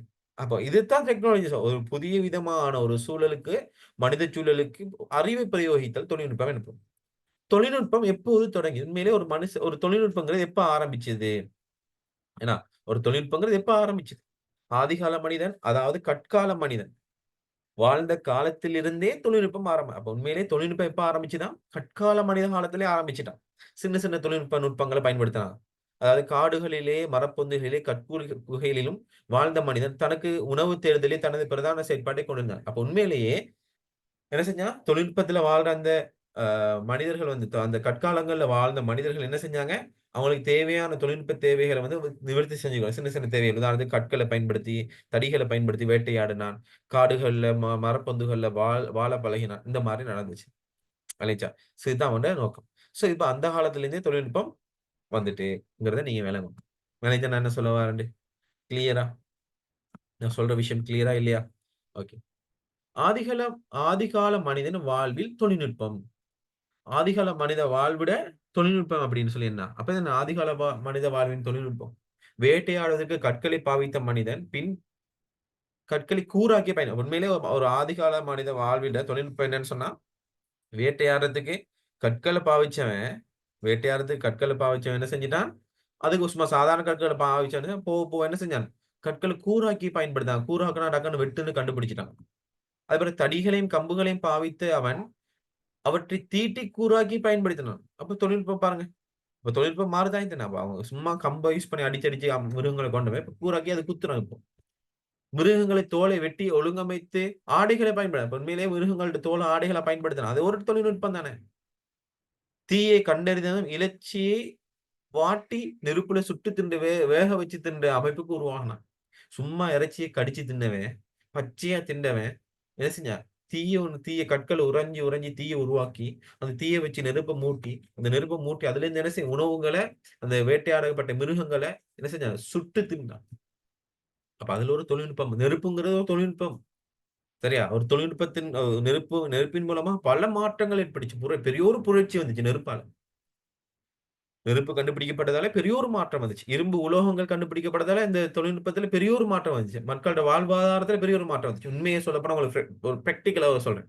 உதாரணத்துக்கு, இப்ப நாங்க வந்து ஃபார் எக்ஸாம்பிள் இப்போ நான் உண்மைய சொல்லப்போனா நான் சின்னத்துல இருக்கும்போது, கிட்டத்தட்ட நான் வந்து 4ஆம் ஆண்டு, 3ஆம் ஆண்டு இருக்கும்போது, எங்கட எங்கட அண்ணா வந்து படிச்சு கொண்டிருக்கிற நேரத்துல, அப்ப அண்ணா வந்து அ யுனிவர்சிட்டி படிச்சு கொண்டிருக்கும்போது அம்மா வீட்ல இருப்பா. அப்பலாம் லெட்டர் தான். அப்ப ஃபோன் இல்ல. ரைட்டா? ஃபோன் இல்ல அப்போ. என்ன செய்வாங்க? லெட்டர் தான் குடுத்தாங்க. லெட்டர் வாரத்துக்கு முன்னுக்கு எப்படி மெசேஜ் ஷேர் பண்ணாங்க? நேரடி தான் போய் பார்த்தாங்க. அது இல்லாம வேற எப்படி ஷேர் பண்ணாங்க? ஆட்கள்ட்ட சொல்லி அனுப்புறது. இப்படி என் மகன்ட்ட போய் சொல்லுங்க. நான் நலமாக உள்ளேன். நீ நலமாக உள்ளியான்னு சொல்லி அனுப்புறது. அதுக்கு முன்னுக்கு என்ன செஞ்சாங்க? என்ன செஞ்சாங்க? புறாக்கள பயன்படுத்தி தூது அனுப்புனாங்க. அப்படி உண்மையிலேயே யோசிச்சு பாருங்க. அப்படி வந்து வந்து ஒரு அது பரிமாண வளர்ச்சி அடைஞ்சு வந்து தான், இப்ப நாங்க ஜஸ்ட் சிங்கிள் பாயிண்ட்ல சிங்கிள் மெசேஜ்ல நோட்ஸ என்னது அதேபோல வந்து நம்ம ஷேர் பண்ணி இப்ப நாங்க படிக்கிறது கூட தொழில்நுட்ப வளர்ச்சியின் காரணமா தான். அப்ப தொழில்நுட்பம்ங்கிற ஒரு வளர்ச்சி அடையாம இருந்ததுன்னு சொன்னா, மனிதர்கள் இன்னும் அப்படியே தான் இருந்திருப்பாங்க. சோ இத நாங்க சரியா விளங்கிக்கொள்ளணும். அப்போ ஒரு மனிதன தொழில்நுட்பம் எவ்வாறு மாறுது? உண்மைய சொல்லுங்க பாப்போம். இப்ப நீங்க பிராக்டிகலா ஒரு விஷயம் உங்கட்டயே நான் கேட்கிறேன். நீங்க இப்ப எனக்கு எல்லாரும் மெசேஜ் பண்ணணும். இப்போ நீங்க சின்னத்துல எத்தன வயசுல ஃபோன் யூஸ் பண்ணீங்க? நீங்க சின்னத்துல எந்த வயசுல ஃபோன் யூஸ் பண்ணீங்க? சின்னத்துல எந்த வயசுல ஃபோன் யூஸ் பண்ணீங்க? 13 வயசு. ஓகே. ஒருத்தர் 13 வயசுல ஃபோன் யூஸ் பண்ணியிருப்பார். ஓகே. வேற அடுத்தது? நீ டச் ஃபோன் யூஸ் பண்ணது, உன் டச் ஃபோன் கையில தந்தது எத்தன வயசு? குறைஞ்சது 10 வயசு. உண்மைய சொல்லப்போனா எனக்கும் கூட கிட்டத்தட்ட ஓ லெவலுக்கு தான் ஃபோன் கிடைச்சுது. சரியா? ஓ லெவல் எனக்கு ஃபோன் கிடைச்சுது. இப்ப நீங்க கொஞ்சம் பிராக்டிகலா யோசிங்க. ஈவன் இப்போ உள்ள புள்ளைகள் எப்ப ஃபோன் யூஸ் பண்ணுது? எத்தன வயசுல யூஸ் பண்ணுது சொல்லுங்க பாப்போம். உங்களோட அக்காட புள்ளைகளுக்கும், உங்களோட தம்பி, தங்கச்சி இருப்பாங்க. இப்போ உள்ள புள்ளைகள் ஃபோன் எப்போ? இப்போ உள்ள புள்ளைகளோட ஃபோன் யூசேஜ் ஓ லெவலா? 10ஆம் ஆண்டா? பொய் சொல்லாதீங்க. பொறந்து 6 மாசத்திலேயே ஃபோன குடுத்து பழக்கிறாங்க புள்ளைகளுக்கு. ஏன்னா, உண்ம தானே? யோசிச்சு பாருங்க. கார்ட்டூன் அது இதுன்னு சொல்லி போட்டு ஃபோன். பிள்ளைகள் 1ஆம் ஆண்டு வந்துட்டா, பிள்ளை நோட்ஸ் அனுப்பிக்கிறாங்க. டீச்சர் ஸ்கூல்ல நோட்ஸ் படிக்கிற குரூப்ல. அத பார்த்து எழுதணும். அப்பவே ஃபோன். சரி கல்விக்காக ஆனா அந்த பிள்ளைகள் அத வேற மாரி யூஸ் பண்றதுக்கு வாய்ப்பு கூட. உண்மைய சொல்லப்போனா, முந்தி இருந்த காலத்துக்கு, இப்போ உள்ள காலத்துக்கு தொழில்நுட்பம் காரணமா பெரிய ஒரு மாற்றம் வந்துக்குதா இல்லையா? உண்மைய சொல்ல போணுங்க. முந்தி இப்ப என்னடா நம்மலாம் வந்து இப்போ ஒரு குறிப்பிட்ட வயசுல தான் கண்ணாடி போடுறோம். இனி வரும் காலங்கள்ல வேண்டா பாருங்க. 100க்கு 90 விதமான புள்ளைகள் கண்ணாடி போடும். ஏன் போடும்? இந்த கண்ணு பிரச்சனை வரும். ஏன் இப்படி கண்ணு பிரச்சனை வரும்? சின்னத்தில இருந்து ஃபோன் இப்படி பார்த்தா கண்ணு பிரச்சனை வராம, கால் பிரச்சனையா வரும். சோ இந்த மாரி சில ஆட்களுக்கு இந்த மாரி சிச்சுவேஷன். சில ஆட்கள்ட்ட வீட்ல இந்த ஒருத்தன் மெசேஜ் பண்ணி, "சார் எனக்கு இன்னும் ஃபோன் இல்ல சார்" அப்படிங்கிறான். சில வீடுகள் இன்னும் ஸ்ட்ரிக்ட்டா இருக்கிறாங்க. புள்ளைகள் வந்து 7 முடிச்சா அப்புறம் தான் ஃபோன் குடுப்பேன். ஃபோன் வீட்ல ஒண்ணு இருக்கும். உம்மாட ஃபோன் இருக்கும், அப்பாட ஃபோன் இருக்கும். என்ன அப்பாட ஃபோன், அம்மாட ஃபோன் இருக்கும். அத யூஸ் பண்ணு. படிக்கிறன்னா அத எடுத்து படி. படிச்சு போட்டு வச்சுரு. அப்படின்னு ஆட்களும் இருக்காங்க. இன்னும் சில இடங்கள்ல போய் பார்த்தீங்க 100க்கு 90% இடத்துல புள்ள கத்துதுங்கிறதுக்காக ஃபோன குடுத்து பழகிட்டான். அது கடைசியில அந்த புள்ள அதுக்கு அடாப்ட் ஆயி, கடைசி வரைக்கும் அதுக்கே அதுதான் ஃபோனு, அதுதான் வேணும். ஈவன் என் புள்ள மொதற்கொண்டு தான். இப்ப என்னோட புள்ள கூட ஏதாவது கத்துனா, நான் நான் பக்கத்துல இருந்து ஃபோன காட்டி தான் சமாளிக்குது. வேற வழி இல்ல. அது அடாப்ட் ஆயிட்டு. நான் செய்யலன்னு சொல்ல வரல. ஆனா, அதையே நாங்க குடுத்துட்டு கண்ணு முன்னு தெரியாம எங்கேயோ போயிட்டோன்னு சொன்னா, அது புள்ளைகள் அத வேறமா யூஸ் பண்ணுது. இப்ப நம்ம கட் அண்ட் ரைட்டா லிமிட்டா இருக்கும். சோ அப்ப உண்மையிலேயே ஒரு தொழில்நுட்பங்கிறது பிள்ளைகள் ஜெனரேஷனுக்கு ஜெனரேஷன் மாறும். அது ஜெனரேஷனுக்கு இப்ப உண்மைய யோசிச்சு பாரு நம்மளுக்கெல்லாம் பைக் தந்தாங்க புள்ளைகள். உண்மைய யோசிச்சு எனக்கு பைக் எப்ப தெரியுமா தந்தாங்க வீட்ல? கிட்டத்தட்ட நான் ஓ லெவல் டைம்ல எனக்கு பைக் நார்மலா ஓட்ட தந்தாங்க. லைசென்ஸ் எடுத்து ஏ லெவலுக்கு லைசென்ஸ் எடுத்து ஏ லெவலுக்கு தான் பைக்ல தான் போறது. ஏ லெவல் ஃபர்ஸ்ட் இயர் ஃபுல்லா சைக்கிள்ல தான் போவோம். கிட்டத்தட்ட 5 கிலோமீட்டர் சைக்கிள்ல கிளாஸ்க்கு போவேன். இடெக் கிளாஸ் ஸ்கூலுக்கு வந்து போவேன். சைக்கிள்ல. அதுக்கு பிறகு தான் நான் என்ன செஞ்சேன், பைக் எடுத்து லைசென்ஸ் எடுத்து அண்ணாட பைக் என்கிட்ட இருக்கும். அந்த பைக் ஓடி அதுக்கு பிறகு தான் பழகுனேன். இப்ப பாருங்களேன்ப்பா! 6ஆம் ஆண்டு, 7ஆம் ஆண்டு புர்ருன்னு போறானுவோ. ஈவன் புத்தளத்துல அது ரொம்ப கூட. புத்தளத்துல பைக் ஓட்டுற வீதம் ரொம்பவே கூட சின்ன பையன் அப்படி இப்படி புசு புசுன்னு போறானுவோ. விளங்க மாட்டேங்குது. சோ அந்த ஜெனரேஷன் மாறுது. அன்னைக்கு ஹைவேல ஒருத்தன் 9ஆம் ஆண்டு பொடி ஒருத்தன் கார் ஓட்டிட்டு போறான். தனியா. காருக்குள்ள யாருமே இல்ல. ஹைவேல போறான். அத ஒரு வீடியோ பண்ணி அது ஒரு இதா போட்டிருந்தாங்க. சின்ன பொடியும் கார் ஓட்டிப்பான். எப்படி இவன் கார் ஓட்டிட்டு போறான் ஹைவேல அப்படிங்கிற மாரி ஒரு கேள்வி ஒண்ணு எழுப்பப்பட்டுச்சு. சோ அந்த தொழில்நுட்பங்கிறது நாங்க விளங்கிக்கணும். நம்ம வந்து இவ்வளோ விஷயத்துக்குள்ள அடங்கி இருக்கோம்னு சொன்னா, நம்ம எல்லாத்தையும் ஆட்டி படைச்சு வச்சுக்கிறது டெக்னாலஜி தான். இந்த டெக்னாலஜி தான் நாங்க படிக்க போறோம். அந்த டெக்னாலஜிய வச்சு நாங்க இன்னும் நல்ல விஷயங்கள நெறைய முன்னோக்கி நகர்த்தணுமே தவிர, கெட்ட விஷயங்கள ஒதுக்கி வச்சிடணும். அதுக்காக தான் நல்லது கெட்டது தெரியும்னு சொல்லுவாங்களே. அந்த நல்லது கெட்டது தெரியணும்னா, தொழில்நுட்பத்த சரியான முறையில கல்வி கற்கணும். தொழில்நுட்பத்திலே ரொம்ப டேஞ்சரான ஒரு தொழில்நுட்பம் தான் இந்த என்னது? இந்த இன்டர்நெட் சப்ஜெக்ட் கனெக்ட் ஆவுன தொழில்நுட்பம். இப்போ மெக்கானிக்கல் சைட்லயோ, எலக்ட்ரிக்கல் அதுல டேஞ்சர் வர்றதுக்கு சான்ஸே இல்ல. இந்த இன்டர்நெட் சம்பந்தப்பட்ட தொழில்நுட்பத்திலேயே இந்த இன்டர்நெட் டெக்னாலஜிஸ் ரிலேட்டடான எல்லா டெக்னாலஜியும் ரொம்ப ரொம்ப டேஞ்சரும் கூட, ரொம்ப ரொம்ப சேஃப்டியும் கூட. அதனால பாதுகாப்பும் இருக்குது, நன்மை இருக்கு, தீமை இருக்கு. சோ அது அது உண்மையா அந்த சைடுல இருந்து ரொம்ப எஃபெக்டிவான ஒரு கான்செப்ட்டா நாங்க கன்சிடர் பண்ணோம். இப்ப நாங்க உண்மையா நீங்க நெனைக்கிற மாரி, சார் என்னடா இவ்வளோ சொல்றாரு, இப்ப இதெல்லாம் படிக்கணுமா பாடமா? இதெல்லாம் நான் உங்களுக்கு சொல்ற விஷயம் என்னன்னா, ஜெனரல் நாலெட்ஜ் மாரி தான் நான் கச்சிட்டிக்கிறேன். சோ நாங்க இதுல கிளீனா விளங்கி எடுக்க வேண்டிய முக்கியமான ஒரு விஷயம் என்ன தெரியுமா? நாங்க என்னத்துக்கு இந்த யூனிட்ட படிக்கிறோம்னு தெரிஞ்சு படிக்கணும். சும்மா நோட்ஸ அப்படியே அரைச்சுக்கிட்டு போறதுக்கு நான் வரலையே தம்பி. நோட்ஸ் வாசி, இந்தா நான் உன்கிட்ட தந்து வாசிச்சுட்டு போன்னு சொல்லிருவேனே. எல்லையும் என்ன சொல்லுவாருன்னு. இப்ப உங்களுக்கு யூனிட் 1 ஃப்ரீயா தான் நான் படிச்சு தரப்போறேன். அதேபோல யூனிட் 3 3வது யூனிட். இப்ப அடுத்த 3வது யூனிட் செஞ்சு இப்படி தான் 2வது யூனிட் செய்வேன். ஏன்னா 2வது யூனிட் கொஞ்சம் பெரிய யூனிட். 3வது யூனிட் வந்து ஹெல்த் அண்ட் சேஃப்டி சின்ன யூனிட். அப்ப அதுவும் நான் ஃப்ரீயா தான் செய்வேன். அப்ப 1வது யூனிட், 3வது யூனிட் நான் உங்களுக்கு ஃப்ரீயா செஞ்சு போட்டு, கிட்டத்தட்ட அது 2க்குமே 1 1/2 மாசம், 2 மாசம் போயிரும். அதுக்கப்புறம் யூனிட் 2 இருக்கு தானே. இன்ஜினியரிங் டிராவிங் வந்து பிராக்டிகலா நீங்க வரைஞ்சு பார்க்கணும். அதுல பாஸ்ட் பேப்பர் கேள்வி நெறைய இருக்கு. ஒவ்வொரு வருஷமும் ஒவ்வொரு கேள்வி வந்துகிட்டு இருக்கு பாஸ்ட் பேப்பர்ல. பெரிய கேள்வி. பார்ட் 2ல. ஸ்ட்ரக்சர்ன்னு சொல்லி பெரிய ஒரு ஒரு ஸ்ட்ரக்சர் ஃபுல்லா வரும். ஒரு டிராவிங். சோ அத நான் வந்து என்ன செய்வேன், உங்களுக்கு நான் செய்வேன். அப்ப அடுத்தடுத்த ஸ்டேஜ்ல நாங்க அத பார்ப்போம். அப்ப நான் உங்களுக்கு யூனிட் 1 செய்றேன்னு சொன்னா, அது ஃப்ரீயா தான் செய்ய போறேன். யூனிட் 3 ஃப்ரீயா தான் செய்ய போறேன். நீங்க கிளாஸ்க்கு வந்து இருந்து படிச்சா போதும். ஓகே. சோ நான் உங்களுக்கு சொன்ன இந்த மாம்பழ பிரச்சனை. ஒரு மனிதன்ட வாழ்க்கை சூழல் எவ்வாறு மாற்றம் அடையுது? உண்மைய சொல்லப்போனா அந்த மாம்பழ பிரச்சனைய சொன்னேன். அதேபோல வந்து நாங்க சும்மா சொல்றேன். மனிதன் வந்து ஆதி காலத்துல முந்தி செருப்பு இல்லாம சும்மா காடு மேடுலாம் நடந்திப்பான். அதுக்கப்புறம் அவன கால்ல முள்ளு குத்த போய், ஒரு செருப்பு ஒரு என்ன செய்யான், மரப்பட்டைகள வந்து நான் காலணியாக கால்ல கட்டி நடந்தான். அதுக்கப்புறம் ரப்பர் மரத்திலிருந்து வர பால திரட்டி, அத ரப்பர் ஆக்கி கால்ல போட்டு கட்டி திரிஞ்சான். அதுக்கப்புறம் அத வச்சு செருப்பா மாத்துனான். செருப்பு ஷூவா மாற. என்ன, இப்ப எவ்வளவு மாறிட்டு இப்போ. இப்ப உண்மையிலே ஒரு ஷூ வந்ததுக்கு காரணம் கூட யாரு? இப்ப நீங்க கால்ல போடுற செருப்புக்கு காரணம் யாருன்னு சொல்லுங்க பாப்போம். யாரு காரணம் அந்த இடத்துல? எவன் காரணம்? செருப்புக்கு போடுறதுக்கான காரணம் என்ன? அந்த ஒரு முள்ளு. அந்த ஒரு முள்ளு தான் இந்த செருப்புக்கு இப்ப வந்து அப்ப யோசிச்சு பாருங்க. மனிதனுக்கு ஏதாவது ஒரு பிரச்சனை வந்தது, அதுக்கான தீர்வு தான் தொழில்நுட்பம். கால்ல முள்ளு குத்த போய் தானே செருப்பு வந்துச்சு. இங்க இருக்கிற மெசேஜ இன்னொரு இடத்துக்கு கொண்டு போ ஒருத்தன் வேலை செய்ய போய் அதுக்கான ஒரு வேலை நடக்க போய் தான் இப்ப ஃபோன் வந்துக்குது. என்ன டேட்டான்னு ஒரு கான்செப்ட் வந்துக்குது.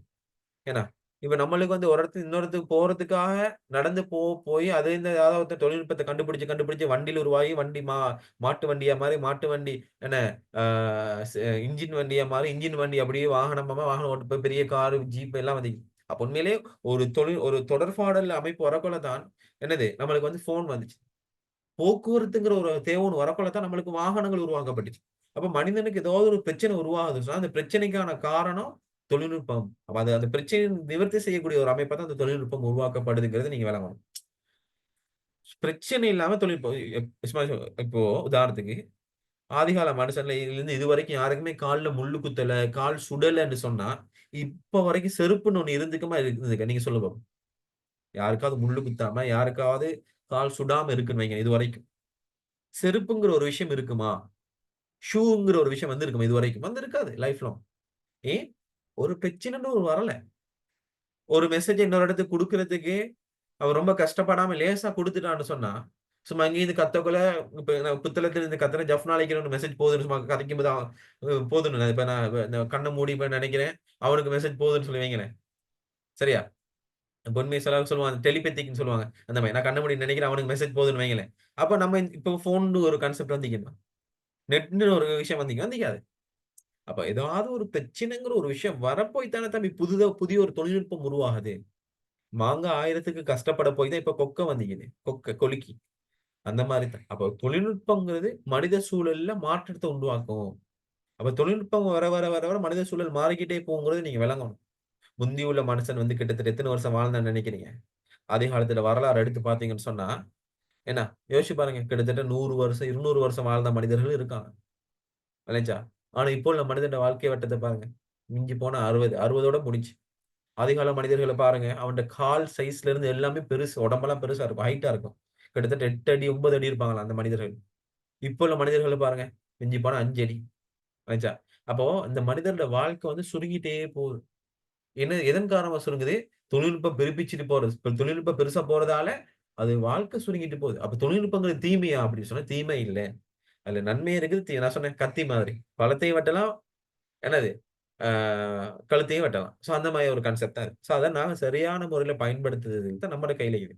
யோசிச்சு பாருங்க, தொழில்நுட்பத்தால எவ்வளோ பேர் வாழ்ந்திருக்கான், எவ்வளோ பேர் இறந்திருக்கான். உண்மைய யோசிச்சு பாருங்க. பிராக்டிகலா நான் சொல்ற விஷயம் சரியா போலயா? சொல்லுங்க புரியல. உங்கட்ட தான் பதில் கேட்கிறேன். நான் சொல்றது எல்லாமே சரியா போலயா? இப்ப நாங்க இந்த பாடத்த பாஸ் பண்றதுக்காக படிக்கிறோமோ இல்லையோ 2வது விஷயம். என்ன பொறுத்தமட்டிலும் இந்த பாடத்த நான் கிளீனா படிச்சு தருவேன். சரியா படிச்சு தருவேன். ஆனா இந்த பாடத்த நீ படிச்சு முடிக்கும்போது, இடெக்ன்னு ஒரு பாடத்த நீ படிச்சு முடிக்கும்போது, நீ முதலாவது ரிசல்ட்ஸ்க்கு ரெடியான ஒரு ஆளா இருப்ப ஷூர். 2வது விஷயம் உனக்கு வாழ்க்கையில இருக்கிற தொழில்நுட்பம் சம்மந்தப்பட்ட அனைத்து அறிவுகளும் கட்டாயம் இருக்கும். ஷூரா இருக்கும். நான் அடிச்சு சொல்றேன். ஏன்னா ஓப்பனா ஒரு விஷயம் சொல்றேன். என்னோட நான் 2020ல ஃபர்ஸ்ட் பேட்ச்க்கு படிச்சு குடுத்தேன். ரையான்ன்னு சொல்லி ஒரு பொடியன். சரியா? அவ வந்து இங்கிலீஷ் மீடியம். ஸோ நான் தமிழ்ல தான் படிப்பிச்சேன். தமிழ், இங்கிலீஷ் டெர்ம் வேர்ட்லாம் யூஸ் பண்ணி அவன வீட்டுக்கு போய் படிப்பிச்சேன்.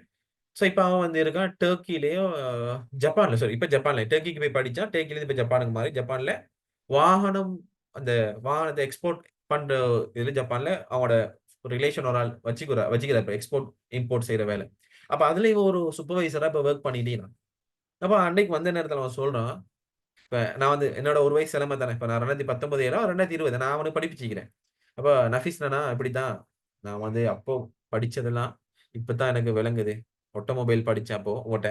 அப்போ நான் அத இப்பதான் அங்க வேலைக்கெல்லாம் அதுதான் ரொம்ப யூஸ்ஃபுல்லா இருக்குது. ஏதோ ஒரு வகையில யூஸ்ஃபுல்லா இருக்குன்னு சொல்லி அவன் சொல்றான். ரொம்ப சந்தோஷமா இருந்துச்சு. அவன் படிக்கல. ஆனா அந்த படிச்ச டர்க்கில கொஞ்ச நாள் என்னமோ படிச்சு சாஃப்ட்வேர் என்னமோ படிச்சு விட்டுட்டு அப்படியே இங்க ஜொப்க்கு வந்துட்டான். அது செட் ஆகாமைக்கும். அதே மாரி தான் அன்னைக்கு ஒருத்தன் வந்து இப்ப என்னட்ட படிச்ச பையன் சரியான வசதி. அவன் வந்து வீட்ல சரியான வசதி. நல்ல கோடீஸ்வரன்னு வச்சுக்கிடுவோமே. அப்ப உண்மையிலேயே அவன் கொஞ்சம் படிக்காம இருக்கும்போது அப்ப என்ன கால் பண்ணி கூப்பிட்டு, அவனோட வீட்டால கூப்பிட்டு என்ன படிக்க வச்சான். அவன படிக்க சொல்லி சொல்லி சொன்னான். சரியா? அப்ப அவனுக்கு படிப்பிச்சேன். புத்தளத்துல ஒரு பையன் தான். சரியா? அப்போ படிப்பிச்சேன். ஆட்டோமொபைல்லேருந்து எல்லா யூனிட் இடெக்ல செஞ்சேன். அ பார்த்தா இடெக்ல இடெக்ல எஸ் என்னமோ எடுத்தான். எவ்வளோ நாள்? கிட்டத்தட்ட 1 மாசம், 2 மாசம் தான் படிப்பிச்சேன். 2 மாசம் தான் அவன்ட்ட படிப்பேன். அந்த இடெக்ல 2 மாசம் படிச்சதுக்கு அவன் வந்து எஸ் எடுத்தான். எஸ் எடுத்து போட்டு, அதுக்கப்புறம் அவன் அவன்ட வேலைய பார்த்துட்டு போய்த்தான். நானும் கிளாஸ் அது இதுன்னு வந்துட்டேன். அப்ப அதுக்கப்புறம் மிச்ச நாளைக்கு அப்புறம் கண்டு நம்மட்ட சொல்றான். இப்படிதான் நான் உன்கிட்ட படிச்சேன். இன்டேக் உன்கிட்ட தான் படிச்சேன். எஸ் தான் எடுத்தேன். ஆனா எஸ் எடுத்தேன்னு சொன்னதுக்கு, இப்ப நான் நெறைய விஷயம் இப்ப வசதியானபடி நெறைய பிசினஸ் பண்றாங்க அவன் வீட்ல. ஓ சோப் பிசினஸ், கோழி ஃபார்ம் பிசினஸ், டிக்கெட்டிங் பிசினஸ் அப்படி நெறைய பிசினஸ் செய்யுது. சரியா? அப்போ மிக்ஸர் செய்றது, அந்த மாரி நெறைய பிசினஸ் செய்யும் அவன் வீட்ல. அப்ப அவன் சொல்றான், "இப்படிதான் நான் உன்கிட்ட படிச்சதுல எஸ் தான் எடுத்தேன். நான் உண்மையிலே படிச்சதுல எஸ் தான் எடுத்தேன். இல்ல, இல்ல 1 மாசம், 2 மாசம் தான் படிச்சேன் உங்கட்ட ஃபுல்லாவே. அவ்வளவுதான் நான் படிச்சது எஸ் தான் எடுத்தேன். ஆனா, அந்த படிச்சது என்ன அந்த எஸ் எடுத்ததுக்கு நான் அடுத்த கட்டம் ஒண்ணுமே செய்யல. படிப்பு சம்மந்தப்பட்ட. ஆனா என்னோட வீட்ல, என்னோட பிசினஸ்ல அத நான் இம்ப்ரூவ் ஆகிக்கிறேன். ஏன்னா, அது சம்மந்தப்பட்ட அறிவ மேலதிகமா எடுத்துக்கிறான். இப்ப ஆட்டோமொபைல், எலக்ட்ரிக்கல், மெக்கானிக்கல், எலக்ட்ரானிக் அவன் வீட்ல ஏதாவது மெக்கானிக் பிரச்சனை வந்தா அவன் தான் செய்றானா இறங்கி. அவன் தான் இறங்கி அத பத்தின நாலேட்ஜ் எடுக்குறானா. அப்ப அவன் வீட்ல ஏதாவது ஹவுஸ் வயரிங் வீட்ல வயரிங் ஏதாவது பிரச்சனை அவனுக்கு தெரியும். இப்படித்தான் நாங்க இ-டெக்ல படிச்சோம். அத அத அப்ளை பண்றான் அந்த இடத்துல. சோ, இந்த மாதிரி பிள்ளைகள் நாங்க இங்க படிக்கிறோங்கிறது ஏன் படிக்கிறோம்? இப்ப நீங்க ஓலோல படிச்சதுலாம் அது பாஸ் பண்ண படிச்சீங்க. அது 2வது விஷயம். ஏலோல நீங்க பாஸ் பண்ண தான் படிக்கணும். பாஸ் ஆகத்தான் வேணும். ஆனா, அதுக்கு மேலதிகமா உங்களோட வாழ்க்கைக்கு தேவையான ஒரு பாடம் இன்டேக். நீ மத்த பாடம் படிக்கிறதுக்கு பாஸ் ஆகுறதுக்கு படிக்கலாம். எஸ்எஃப்டியோ, ஐசிடியோ சம்திங் நீ வந்து அந்த பாடங்கள வந்து நீ பாஸ் ஆகுறதுக்கு படிக்கணும். அது வேற தப்பு இல்ல. ஏன்னா அது வந்து அத நாங்க பிராக்டிகலா நீங்க இம்ப்ளிமெண்ட் பண்ற விதம். பிராக்டிகலா அதாவது நாங்க வந்து செயல்முறைப்படுத்துற விதம் ரொம்ப குறைவு. இப்ப எஸ்எஃப்டில படிக்கிற கெமிஸ்ட்ரி பாடத்த வச்சு நீங்க வேலை செய்யலாதே. எஸ்எஃப்டில படிக்கிற பிசிக்ஸ வச்சு நீங்க அந்த அளவுக்கு நாலெட்ஜ் வந்து கால்குலேஷனா செய்யலுமே தவிர, அத பிராக்டிகலா நீங்க அப்ளை பண்ண இயலாது. ஐசிடி பாடத்துல படிக்கிற லாஜிக் கேட்ஸ நீங்க பிராக்டிகலா அப்ளை பண்ண இயலாது. ஆனா இ-டெக்ல படிக்கிற எல்லா யூனிட்டுமே நீங்க பிராக்டிகலா செய்யக்கூடிய ஒரு யூனிட்டா தான் இருக்கும். Electrical, electronic, automobile, construction levelling எந்த யூனிட் எடுத்தாலும் நீ பிராக்டிகலா அதுக்கான வேலை செய்யலாம். அதுக்கான ஒரு அறிவு உனக்கு தரும். இப்ப நீ விளங்குறியா? இ-டெக் நான் பெஸ்ட் அப்படிங்கிற ஒரு விஷயத்த. விளங்குதா நான் சொல்ல வரேன்னு? சோ, நாங்க இத சரியான முறையில, சரியான அழகுல, சரியான இடங்கள்ல படிச்சுக்கிட்டு போறதால, நம்மளுக்கு இருக்கிற பெஸ்ட் ஆப்ஷன் நாங்க நல்ல அறிவு உள்ள ஒரு தொழில்நுட்பதாரியாக மாறுறதுக்கு வாய்ப்பு கூட. நீ படிச்சு பாஸ் ஆனாலும், ஃபெயில் ஆகுனாலும், உனக்கு ஏதோ ஒரு வகையில இந்த இ-டெக் பாடம் யூஸா இருக்கும். அது மட்டும் நான் ஒத்துக்கிறேன். நீ நீ ஒத்துக்கிடாட்டி அதுதான் உண்மை. உண்மையா இல்லையா? யோசிச்சு பாருங்க. நீ வீட்டு மின் சுற்ற பத்தி அப்படி படிப்பா. வீட்ல ஏதாவது வயரிங் பிரச்சனைன்னா நீ தான் செய்வ. வேணா பாரு. நீ அந்த அளவுக்கு நாலேட்ஜ் நான் உனக்கு தருவேன். அந்த அளவுக்கு பிராக்டிகல் அதுல இருக்கு. வீட்ல ஏதாவது வந்து கன்ஸ்ட்ரக்ஷன் சைட்ல ஏதாவது இஷ்யூன்னா நீ செய்யலாம் தாராளமா. உன்னோட பைக்ல ஏதாவது பிரச்சனை நீ தாராளமா செய்யலாம். அதுக்குரிய டூல்ஸ் உன்கிட்ட இருந்தா நீ செய்யலாம் தாராளமா. எந்த பிரச்சனையும் இல்ல. இல்லையா? அந்த அளவுக்கு ஒரு நாலேட்ஜ வந்து தரக்கூடிய ஒரு பாடம் தான் அந்த இடெக் பாடம். நான் திரும்ப திரும்ப சொல்றேன். என்னட்ட படிக்கிறீங்களோ இல்லையோ, சரியான இடத்துல படிங்க. இப்ப என்னட்ட படிக்கிறாங்க தொடர்ந்து வாங்க. உங்கள தொடர்ந்து நான் கொண்டு போய் விடுவேன். இதே விஷயத்த நீங்க வந்து வேற எங்க சரி படிக்கிறேன்னா, அந்த படிப்பிக்கிற ஆசான் வந்து இடெக் ஃபுல்லா படிப்பிக்கக்கூடிய ஒரு ஆளாங்கிறது பார்த்துட்டு படிங்க. கொஞ்சம் விசாரிச்சுட்டு படிக்க போங்க. இல்லையா? இடெக்ல ஒரு ஏ ரிசல்ட்ஸ இந்த சார் எடுத்து காட்டிக்கிறாரா? அத மட்டும் இப்ப என்னட்ட ஏ ரிசல்ட்ஸ் ஐலேண்ட் ரிசல்ட்ஸ் வரைக்கும் என்கிட்ட இருக்கு. இல்லையா? அதே மாரி தான். நீ எங்க போறதா இருந்தாலும், அத நீங்க கன்சிடர் பண்ணிக்கணும். ஸோ இன்னைக்கு உள்ள கிளாஸ் வந்து ரொம்ப ஓவரா செய்யல. ஏன்னா வந்து இப்படித்தான் நம்மளுக்கு இப்ப உங்களுக்கு தெரியுமே, உங்களோட சீனியருக்கு வந்து பிசிக்கல் கிளாஸ் எல்லா இடங்கள்லயும் விட நான் தான் வீட்லயே சிலபஸ்ல சூப்பர் சீனியருக்கு மத்த எல்லா பிசிக்கல் கிளாஸ் என்னோட சிலபஸ் தான் வீட்ல இருக்குது. இந்த ஒன்லைன்ல தான் நான் சிலபஸ் கொண்டு போய் முடிச்சேன். அதே மாரி என்னடா சார் இன்னைக்கு இவ்வளவு தானே செஞ்சாரு, இவ்வளவு தானா அடுத்தது அடுத்த கிழமை தானா அப்படிங்கிற மாரி நீங்க யோசிக்க கூடாது. எனக்கு தெரியும் உங்கள எப்படி நான் கொண்டு போகணும்னு. சரியா? அதனால நீங்க எந்த விஷயத்திலயும் அவசரப்பட தேவையில்ல. பொறுமையா, நிதானமா நான் படிச்சு தர்றத அப்படியே அழகா பச்சை புள்ளையாட்டம், குழந்தை புள்ளையாட்டம் எடுத்துக்கிட்டே வாங்க. நான் உங்கள வேற லெவல்ல, வேற இடத்துல கொண்டு போய் விடுவேன் இன்ஷா அல்லாஹ். என்ன நம்பி வாங்க. அவ்வளோதான். ஸோ இதுக்கு மேல நான் சொல்லணும்னு அவசியம் இல்ல. என்ன பத்தி நான் உங்களுக்கு சொல்லணும்னு அவசியம் இல்ல. அப்படி உங்களுக்கு என்ன பத்தி நீங்க தெரிஞ்சுக்கணும், உங்களோட சீனியர்ஸ் யாராவது என்னென்ன படிச்சுட்டு இருந்தா அவங்கட்ட கேட்டு தெரிஞ்சுக்கணும். ஆஃபீசர் எப்படின்னு கேட்டு தெரிஞ்சுக்கொள்ளுங்க. எப்படி கிளாஸ் செய்வார்ன்னு கேட்டு தெரிஞ்சுக்கொள்ளுங்க. எப்படி செஞ்சிருக்காருங்கிறத கேட்டு தெரிஞ்சுக்கணும். சரிதானே? ஏதாவது டவுட் இருக்கா பிள்ளைகள் உங்களுக்கு பெர்சனலா? ஏதாவது பெர்சனல் டவுட் அடுத்த கிளாஸ்ல நாங்க பார்ப்போம். தொழில்நுட்ப வளர்ச்சி சம்பந்தமா பார்க்கைக்குது. So okay. நம்ம இதுவரைக்கும் இன்னைக்கு போதும். இன்னைக்கு நெறைய விஷயம் உங்களுக்கு நான் பெர்சனலா சொல்லணும்னு நெனச்சேன் சொல்லிட்டேன். சோ இந்த யூனிட் செஞ்சத விட அடுத்த கிளாஸ் யூனிட் தான் மேக்ஸிமம் செஞ்சு போவோம். ஓகே நான் டியூட் கட்டாயம் தருவேன். டியூட் வந்து நான் இன்னைக்கு குரூப்ல போட்டு விடுறேன். ஓகே. சோ என்னோட நம்பர் வந்து இதுல பார்த்தீங்கன்னா 071 254 1086 இந்த கீழ இருக்கு பாருங்க. இதான் என்னோட ஃபோன் நம்பர். ஸோ கட்டாயம் நீங்க ஜாயின் ஆகுங்க. மெசேஜ் பண்ணுங்க. உங்களுக்குன்னு தனியா வேற ஒரு குரூப்ப நான் ரெடி பண்ணி வச்சுக்கிறேன். ஸோ அந்த குரூப்ல வந்து உங்கள நான் ஆட் பண்றேன். ஸோ மெசேஜ் பண்ணி சும்மா மெசேஜ் பண்ணாம, so name, address, school, batch, உங்களோட டிஸ்ட்ரிக்ட். நீங்க என்ன டிஸ்ட்ரிக்ட்? 2027ன்னு போடுங்க. உங்களோட டிஸ்ட்ரிக்ட்ட மென்ஷன் பண்ணுங்க. உங்களோட நேம் மஸ்ட். சரியா? நேம், டிஸ்ட்ரிக்ட் போட்டா போதும். District, school, batch. நீங்க என்ன ஸ்கூலுக்கு போக போறீங்கங்கிறத மென்ஷன் பண்ணுங்க. சரிதானே? உங்களுக்கு பிசிக்கல் கிளாஸ் தான் வரணும்னு அப்படி ஆசைப்பட்டீங்கன்னா, பிசிக்கல் கிளாஸ் 3 இடத்துல நடக்கும். இப்போதைக்கு புத்தளத்துல வாரக்கிழமையிலேருந்து ஸ்டார்ட் ஆகப்போகுது. அதேபோல வந்து கொழும்புலயும் இந்த ஸ்டார்ட் ஆயிட்டுது. அதேபோல கெண்டில ஸ்டார்ட் பண்ண போறோம். ஸோ அந்த 3 இடங்கள்ல பிசிக்கல் கிளாஸஸ் இருக்குது. அப்படி பிசிக்கல் கிளாஸ் வாரத்துக்கு ஆசையா இருந்துச்சுன்னு சொன்னா, இன்னும் நல்லா இருக்கும். ஸோ வாரத்துக்கு ட்ரை பண்ணுங்க. அப்படி உங்களுக்கு பிசிக்கல்ல வரக்கூடிய அமைப்பு இல்ல, தூரம்ன்னு சொன்னா நீங்க ஆன்லைன்ல வரலாம். ஆனா, பிசிக்கல் வரக்கூடிய இடத்துல இருந்துட்டு ஆன்லைன் படிக்கல. அதாவது புத்தளத்துல இருக்கிற பிள்ளைகள் யாருமே ஆன்லைன் இங்க படிக்கல. நீங்க பிசிக்கலா தான் வரணும். புத்தளத்துல இருக்கிறீங்கன்னா, பிசிக்கல் வந்தே ஆகணும். கொழும்புல இருக்கிற பிள்ளைகள் கொழும்புக்கு பிசிக்கலா தான் வரணும். ஆன்லைன் தர மாட்டேன். இத நல்லா யோசிச்சு கெண்டி ஏரியால இருக்கிற பிள்ளைகள் கெண்டிக்கு பிசிக்கல் தான் வரணும். ஆன்லைன் வர இயலாது. சோ அந்தந்த ஏரியால இருக்கிற ஆட்கள் ஆன்லைன்ல வர இயலாம இருக்குன்னு சொன்னா பிசிக்கலா வாங்க. அதுல ஆன்லைன்ல வர இயலும், பிசிக்கல்லயும் வர இயலும். பிசிக்கல் தான் நீங்க வரணும். இல்லையா? இப்ப உதாரணம் முல்லைத்தீவுல இருக்கிற பிள்ளைக்கு வர இயலுமா? வராது. அப்ப அவங்க ஆன்லைன் தான். ஜெஃப்னா ஆன்லைன் தான். அப்ப அந்த மாரி இந்த 3 ஏரியா இல்லாம மத்த எல்லாருமே ஆன்லைன்ல வாங்க. மத்த இடங்கள்ல இருக்கிற எல்லாருமே பிசிக்கலா வாங்க. பிசிக்கலா வாரவங்களுக்கு என்ன தெரியுமா நன்மை? Recording full free. பிசிக்கலா நீ ஃபீஸ் பே பண்றீங்க. அதனால யூனிட் 1ல இருந்து யூனிட் 2ல இருந்து யூனிட் 3, யூனிட் 4, யூனிட் 5 எல்லா ரெக்கார்டிங்கும் ஃப்ரீ. ஏன்னா, நீ பிசிக்கலா ஃபீஸ் பே பண்றதால. விளங்கிச்சா? ஆன்லைன்ல வந்து நீங்க ஆன்லைன்ல அப்படியே கன்டினியூவா நீங்க ஃபீஸ் பே பண்ணி தான் வரணும். அடுத்து 2வது விஷயம் நெறைய பேர் ஃபீஸ் கேட்கிறீங்க. ஃபீஸ் வந்து யூனிட் 1க்கு ஃப்ரீ, யூனிட் 3க்கு ஃப்ரீ, யூனிட் 2க்கு வந்து நான் ஃபீஸ் அப்டேட் பண்ணுவேன். ஸோ என்னோட ஃபீஸ் வந்து மந்த்லி ஃபீஸ் இல்ல. நீங்க மத்த இடங்கள்ல நெறைய பேர் மந்த் ஃபீஸ் பே பண்ண சொல்லுவாங்க. நான் மந்த் ஃபீஸ் பே பண்ண சொல்ல மாட்டேன். யூனிட்டுக்கு தான் ஃபீஸ். யூனிட் 2க்கு இவ்வளோ. யூனிட் 3க்கு இவ்வளோ. அந்த யூனிட் 2 வந்து கிட்டத்தட்ட 2 மாசம் போச்சுன்னா 2000 மொத்தமா ஃபீஸ் பே பண்ணணும். யூனிட் 2 2 மாசம் போகும். அதனால நீங்க 2000 ஃபீஸ் பே பண்ணணும். அத நான் அந்த டைம் நான் சொல்லுவேன். யூனிட் 3 ஃப்ரீ தானே. யூனிட் 4க்கு 2 1/2 மாசம், 3 மாசம் நடக்கும். அப்ப ரூ. 2500 அப்படின்னு சொல்லுவேன். யூனிட் 5க்கு 1 மாசம் நடக்கும். அப்ப ரூ. 1000 நீங்க பே பண்ணணும். யூனிட் 6க்கு 2 1/2 மாசம் நடக்கும். 2000 2500 அப்ப அந்த மாசத்த கவுண்ட் பண்ணி அந்த யூனிட்டுக்கு தான் நீங்க ஃபீஸ் பே பண்ணணும். சில இடங்கள்ல 1 மந்த் 1 மாசம் ரூ. 1000 அப்படின்னு சொல்லி மாசம் மாசம் ரூ. 1000 வாங்குவான். ஏன்னா இப்படித்தானே நானும் மனுஷன் தானே. இப்ப சில நேரம் கிளாஸ் கட் ஆகும். அப்ப கிளாஸ் கட் ஆகுனா அந்த கிழமையில 4 கிளாஸ் செய்ய வேண்டிய இடத்துல நான் 3 கிளாஸ் தான் செஞ்சிருப்பேன். இப்படிதான் உங்களுக்கு இப்ப கிழமைக்கு 1 கிளாஸ்ன்னு நினைக்காதீங்க. இப்ப 25 எக்ஸாம் செஞ்ச உடனே உங்களுக்கு கிழமைக்கு 2 கிளாஸ். ஒரு கிளாஸ் சும்மா இப்ப செஞ்சுட்டீங்க நார்மலா. டெம்பரரி தானே போட்டுக்கிறேன். டெம்பரரி டைம் தானே போட்டுக்கிறேன். இனி காலம் போக போக உங்களுக்கு 2 கிளாஸ். இப்ப மாசத்துக்கு 8 கிளாஸ் சாதாரணமா செய்யணும். இப்ப 8 கிளாஸ்க்கு தான் 1000 சொல்லி சிலர் வாங்குவாங்க. அவங்க சரியா செய்வாங்க. இப்ப எனக்கு அப்படி செய்யல. 8 கிளாஸ்ன்னு சொல்லி போட்டு சில நேரம் 7 கிளாஸ் செய்வேன். 5 கிளாஸ் செய்வேன். 2 கிளாஸ் கட் பண்ணுவேன். 3 கிளாஸ் கட் பண்ணுவேன். அப்படி கட் பண்ணி போட்டு ரூ. 1000 வாங்குறது அழகு இல்லையே பிள்ளைகள். ரூ. 1000 சொன்னா 8 கிளாஸ்க்கு ரூ. 1000 சொல்லி மாசம் மாசம் வாங்கிட்டு, அது நான் சரியா 8 கிளாஸ் செய்யலன்னா, அது உண்மையிலேயே அது தெய்வ குத்தமா போயிரும். அது வந்து எனக்கு அந்த அந்த காசு என்ன உடம்புல ஒட்டாது. ஏன் தெரியுமா? அந்த கவுண்ட் சரியா செய்யணும். அப்ப உண்மையிலே எனக்கு அந்த கவுண்ட் செட் ஆகாது. அதனால நான் என்ன பிளான், உங்களுக்கு வந்து இந்த யூனிட்ட முடிச்சா உங்களுக்கு அந்த ஃபீஸ் ஓகே. சோ அந்த யூனிட்டுக்கு தான் அந்த ஃபீஸ். சரியா? அப்ப அந்த யூனிட்ட பேஸ் பண்ணி தான் நான் ஃபீஸ் எடுப்பேன். அது 2வது யூனிட் உனக்கு முடிச்சா சரி தானே! கிளாஸ் கட் பண்றோம்னு இல்ல. உனக்கு யூனிட்ட முடிச்சா சரி தான். அப்படி ஒரு கான்செப்ட்ல தான் நான் கிளாஸ் எடுக்கிறதே. அதே மாரி தான் உங்களுக்கு. இப்ப கிளாஸ்ன்னு சொன்னா 1 ஹவர்ன்னு போட்டா 1 1/2 ஹவர் செய்வேன். சிலது ஒரு 1 1/2 ஹவர் போட்டு 1 ஹவர் செய்வேன். அதான் அது என்னோட லிமிட்க்கு ஏத்த மாரி நான் போவேன். சில சப்ஜெக்ட் தொடர்ந்து செஞ்சா உங்களுக்கு போர் அடிக்கும். அது 1 ஹவர்ல முடிக்கிற மாரி வந்துரும். சில சப்ஜெக்ட் 1 1/2 ஹவர் செஞ்சா தான் அந்த கான்செப்ட்ட ஃபுல்லா விளங்க வேண்டிய சந்தர்ப்பம் உருவாகும். அந்த மாரிலாம் வரும். விளைஞ்சான்னு சொல்ல வரானே. ஓகே. இதுல இருக்கிற எல்லாருமே 27 தானே? அத்தீஃப், அமீன், அன்ஷப், அருள், அத்தீஃப், தனுஷன், ஜனு, ஜௌஃபர், ஜெனிஃபர், அல அலர்நிலா, லோஹித், பிரவீன், குமார், குவேந்திரன், திலஷன், லதர்ஷன், நசீஃப், நஸ்ரா, பவிஷான், திஷான், வெத்திகா வெத்திகா, சொலிச்சனா, ரெனு எல்லாமே 27 தானேண்ணா? ஓகே. Very good. ஸோ நீங்க எனக்கு செய்ய வேண்டிய பெரிய ஒரு ஹெல்ப், உங்களோட ஃப்ரெண்ட்ஸ இந்த கிளாஸ்க்கு ஜாயின் பண்ணி விடுங்க. அவங்களும் படிக்கட்டும். ஏன்னா உங்களோட சூழல் ஒரு போட்டித்தன்மையான சூழலா இருந்தா தான் நீங்க படிப்பீங்க. அதான் நான் சொல்ல வரேன். நெறைய பேர் நெனைக்கிறது, நான் பெர்சனலா படிச்சுட்டு போயிறணும். யாருக்குமே சொல்லக்கூடாது. நைஸா பாஸ் ஆயிட்டு போயிறணும். படிக்க மாட்ட கடைசி வரைக்கும். நீ படிக்க மாட்ட. கிளாஸ்ல நீ ஃபர்ஸ்ட் வந்தா நீ படிக்க மாட்ட.